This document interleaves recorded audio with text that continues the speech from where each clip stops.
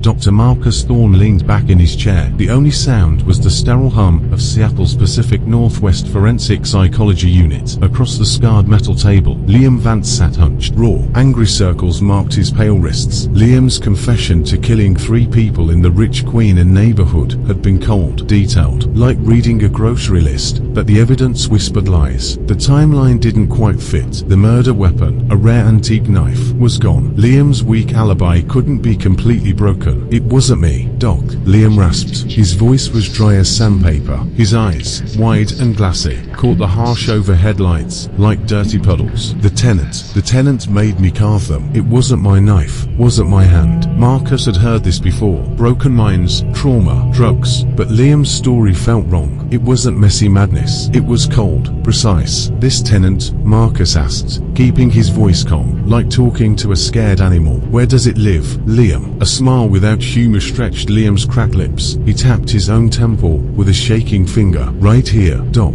In the quiet space. The gap between one thought and the next. Doesn't need a key, just attention." He shuddered hard, like the words hurt him. "And it's hungry." That phrase stuck in Marcus's head. Later that night, in his sleek condo overlooking the dark water of Elliott Bay, rain hammered the windows. He poured a strong drink, the smoky smell not hiding the cold twist of fear in his stomach. He looked at the crime scene photos again. Victor Chen, a secretive tech billionaire, and 2 others, dead in his fancy penthouse, killed by sharp, careful stabs. But it was what came after that froze Marcus's blood. Strange, twisted symbols carved deep into their foreheads and palms. Symbols not in Liam's past, his empty apartment, or his computer. They looked old, wrong, meant only to terrify. The knife was gone. Liam's alibi showed him miles away on a traffic camera, but the body evidence said the killer was there earlier. The pieces didn't fit. It felt deeply, dangerously wrong. He set his glass down hard on the steel coffee table. The sound was too loud. Years of looking into dark minds weighed him down. Sleep,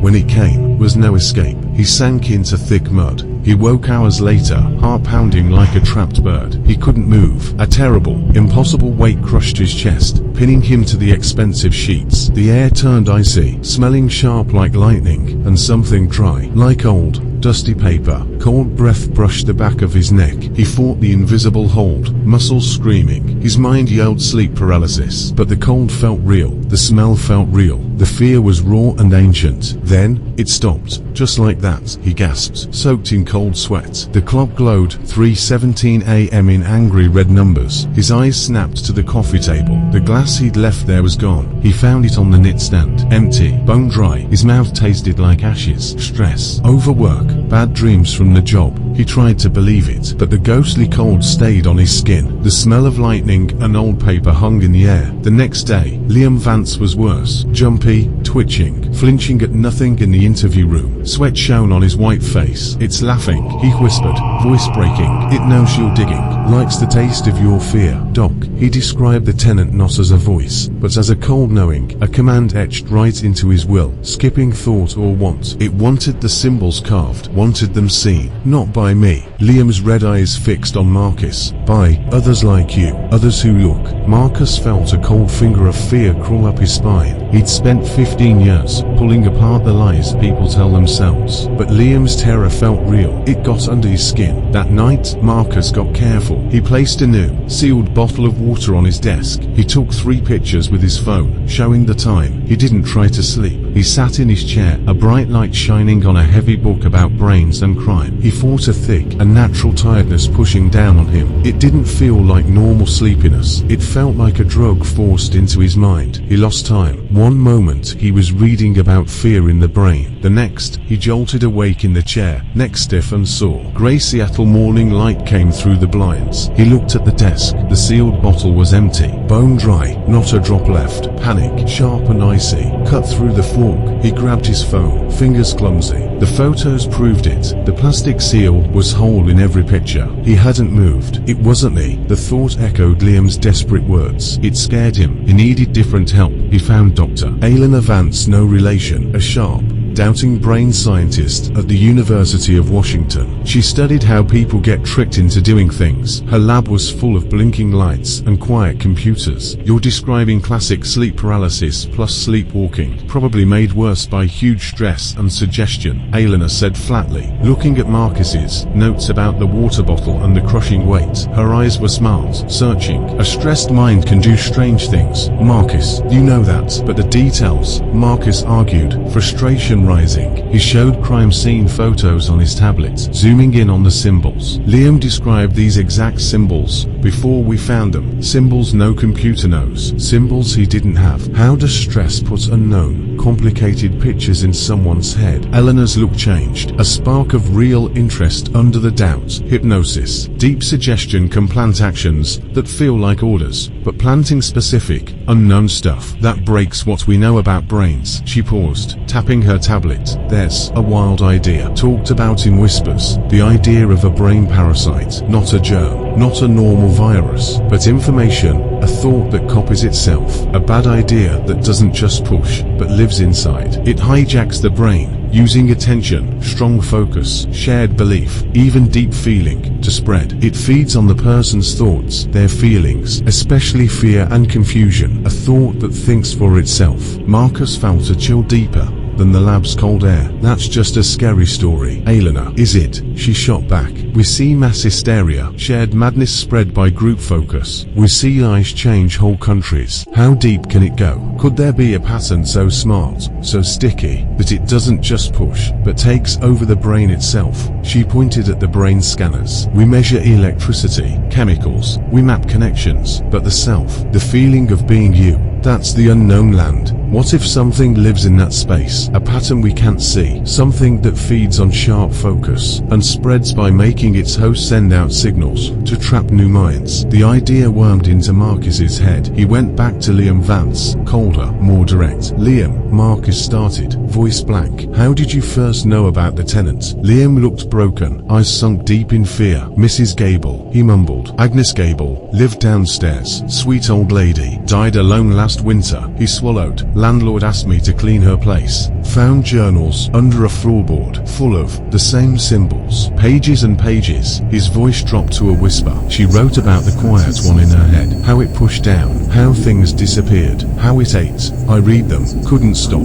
Felt sorry for her. Then, the thoughts started. Not hers, not mine. Cold, empty. He shook hard. It liked my anger, fed on it. Then, it got hungry for something worse. Marcus found Agnes Gable's journals. They were at the Seattle Historical Archive, filed under local oddballs. The symbols were there, drawn with shaky hands. The descriptions were horribly familiar. Crushing night pressure, stolen food and drink. A thing that got stronger, heavier, the more she feared it. The last words, scribbled desperately, read, it wants to be seen, needs new walls, stronger walls, find someone who looks, someone curious. The pieces crashed together with icy, terrible sense. The tenant wasn't a ghost possessing Liam. It was a self-copying thought, a viral idea spread by sharp focus and twisted feeling. It didn't share, it stole control, piece by piece. It fed on the host's fear and life force, making real things happen. The pressure, the stolen stuff. The murders weren't about hate or money. They were a sick signal carved on skin, a beacon to pull more focus, more minds. Agnes Gable's journals were the start. Liam's sadness and anger made him easy prey. And now, Marcus's own sharp, endless need to understand this thing had caught the tenant's cold eye. He hadn't just looked into the darkness. He'd leaned too far and was falling in. That night, the attack was new. The crushing weight came back, the freezing lightning breath. But this time, thoughts pushed in, not words, but pure, cold orders, impossible to deny. Stop fighting. Watch. Write. Share. Marcus fought, holding on to his training, to Eleanor's doubting face, to the crazy thought. An idea can't empty a water bottle. A thought can't hold you down. But the pressure grew, becoming real pain. He felt a ghost touch, icy and wrong, pressing his left temple. Then, a shock, not pain, but a flood of terrifying, alien knowing. The murder symbols exploded in his mind, not flat, but shimmering, complex shapes humming with silent, hungry power. See, the presence seemed to echo in his bones. Understand. He woke on the cold floor beside his bed, muscles screaming. His laptop, closed and asleep when he gave in, was open and bright. On the screen, a new document. The title, centered, read, The Cognitive Parasite, Understanding the Shadow in the Synapse, by Dr. Marcus Thorne. Under it flowed pages of smart brain science, mixed perfectly with the haunting symbols and chillingly exact details of the murders, Liam's case, and Agnes Gable's journals, stuff he knew, but hadn't put together or meant to write. The writing was smooth, convincing, terrifyingly smart. It was a perfect trap built from brain facts. It wasn't his. His hand shot to delete the file. His fingers froze, just above the trackpad. A wave of deep, cold nothing washed over him, killing the panic. Why delete it? The thought felt foreign, but strong. It is needed. It must be known, to be seen. The order echoed. Watch, write, share. Panic turned into a soul-deep cold, worse than the ocean outside. Eleanor's words came back. What if something exists in the self we can't see? The tenant wasn't just in Liam or Agnes Gable. It was in him. It had used his smarts, his name, his very need to understand it, to build a better trap. The book wasn't his work. It was the tenant's perfect plan, written through his hands, meant to spread fast. It was a virus made of words and symbols. With a raw cry of pure terror, he slammed the laptop shut. The sound cracked in the silence. He stumbled to the bathroom, splashing icy water on his face. His reflection stared back, tired eyes, deep lines, but still his own, for now. The heavy sadness returned, the awful feeling of his own mind being emptied out, room by room. He was becoming the tenant in his own head. 6 months later, Dr. Marcus Thorne stood on stage in the huge ballroom of the Cascadia Summit Hotel. The room was packed with brain doctors, crime experts, and reporters. His book, The Cognitive Parasite, Myth, Madness, and the Architecture of Intrusion, was a huge hit, causing fights and selling fast. He spoke with smooth, powerful calm, his voice filling the room. Big screens showed changed crime scene photos, scans of Agnes Gable's journals, and drawings of the symbols he now called neural anchor points. The human mind, Marcus said, his eyes moving over the silent crowd, is not the safe castle of reason we think. It leaks. It can be broken. Ideas aren't just passengers. Some have a scary, living will. They want a copy above all. They starve for the rich soil of sharp attention. He paused, letting the quiet grow heavy. They find cracks, sadness, wild curiosity, old pain, and they dig in. Once inside,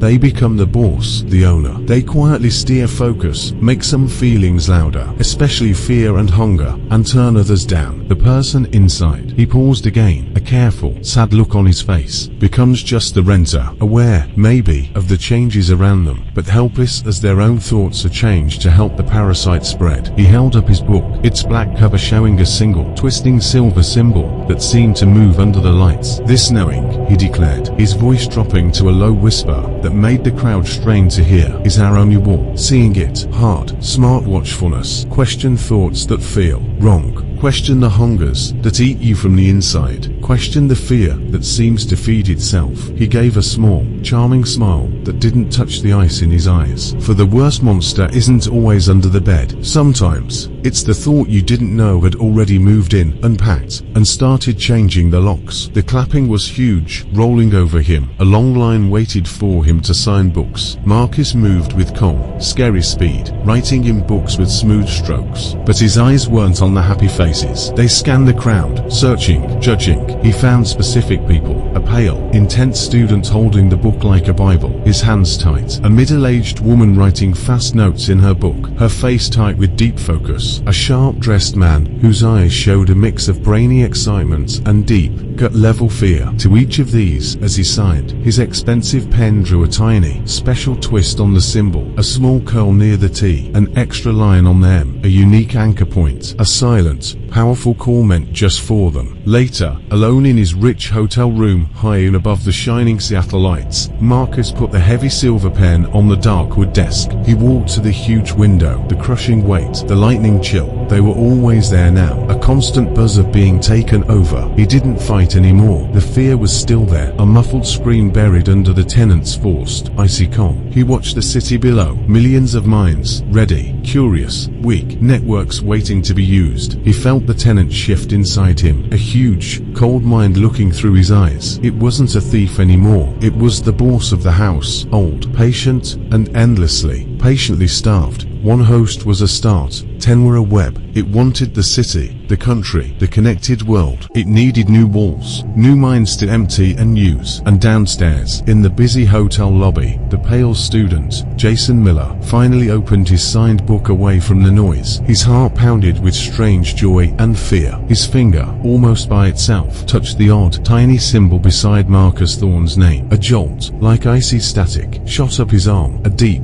unexplained shiver shook his body. And then it started, a sharp, painful, total need to understand that symbol. What did it mean? Where did it come from? The thought exploded, pushing aside his schoolwork, his hunger, his plans. It filled his head, sharp, demanding, and utterly fascinating. He couldn't look away. He had to know. The tenant had found its next home. The changes had begun.